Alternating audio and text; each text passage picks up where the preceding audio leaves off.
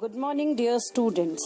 Let's start the lesson where we left in the previous video, the hack driver.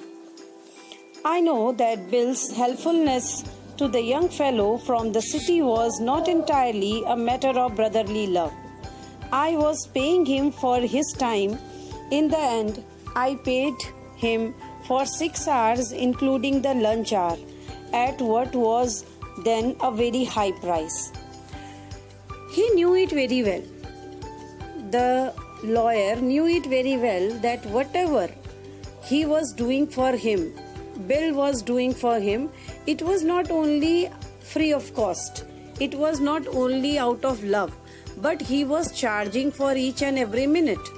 So at last he paid him for 6 hours, including the lunch hours also, though in lunch hours they did not go anywhere, meaning his hack was not at work.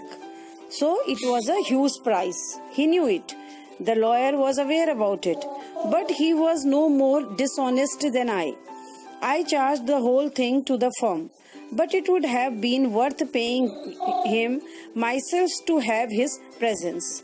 But the lawyer is thinking that he was himself same way cheater if the hack driver was, because he was also going to charge each and every penny from his firm, and he was happy. At least he was giving the money to a deserving person, so he was happy that his presence was making him happy. His cheerful country wisdom was very refreshing to a country boy like myself who was sick of the city.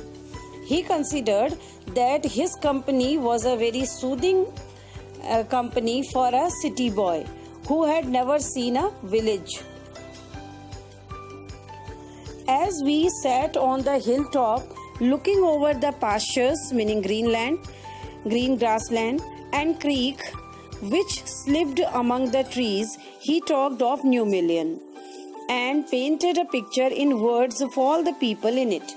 While they were taking their lunch, they were sitting on the high hilltop, and from there they were capable to see small river, green grasslands. So that time he was talking about the New Million country, the village, about its people, and he has painted a picture-cue description. He noticed everything, but no matter how much he might laugh at people, he also understood and forgave their foolishness. He was capable to notice each and every folly among the people, but his heart was big enough to forgive them. He was laughing on them, but he was not making fun of them. This kind-heartedness, he liked him a lot. He described the minister's wife who sang the loudest in church when she was most in debt. He talked about one minister's wife. She used to sing very high-pitched sound when she had lots of debt. He commented on the boys who came back from college in fancy clothes. He talked about the college boys college students who used to come wearing fancy dresses. He told about the lawyer whose wife could never succeed in getting him to put on both a collar and a tie on the same day. He told him about a lawyer's wife who was incapable to give him his tie and his lawyer collar both at a time, whether he was wearing his tie or he was wearing his collar. He made them all live. On that day, I came to know New Million better than I did the city, and to love it better. So that day he was capable to know more thing about New Million, and though he was a city boy, still he was capable to know the country life of New Million better, and he had started loving it. Bill didn't know about college and cities, but he had traveled around a lot of the country and had a lot of jobs. From his adventures, he had brought brought back a philosophy of simplicity and laughter. Though Bill was always a country guy. He had never visited a city. But he had never lived in a city, but he had visited many places.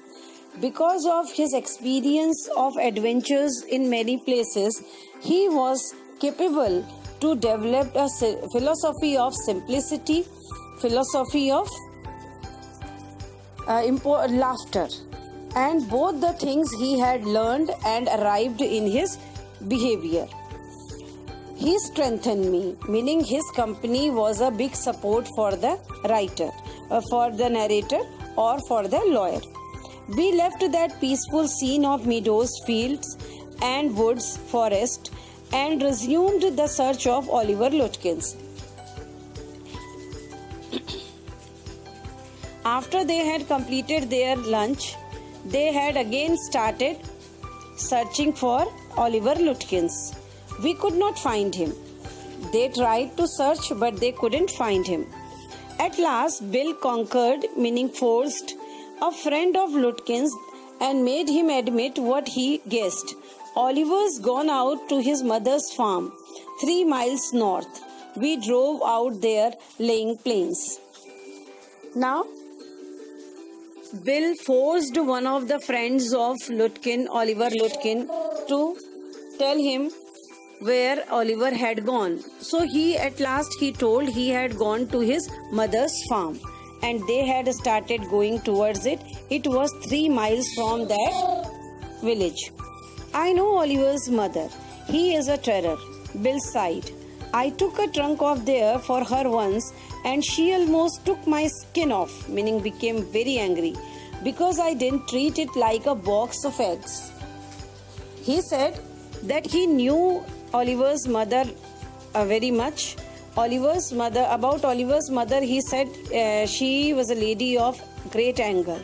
Once he transported one box to her place, and he dealt with the box very roughly. This made the lady extremely angry. She is about 9 feet tall and 4 feet thick and quick as a cat, and she sure can talk. He said that she had a very huge body, and she would definitely talk about Oliver. I will bet Oliver heard that somebody is chasing him, pursuing him, and he has gone on there to hide behind his mother's skirts.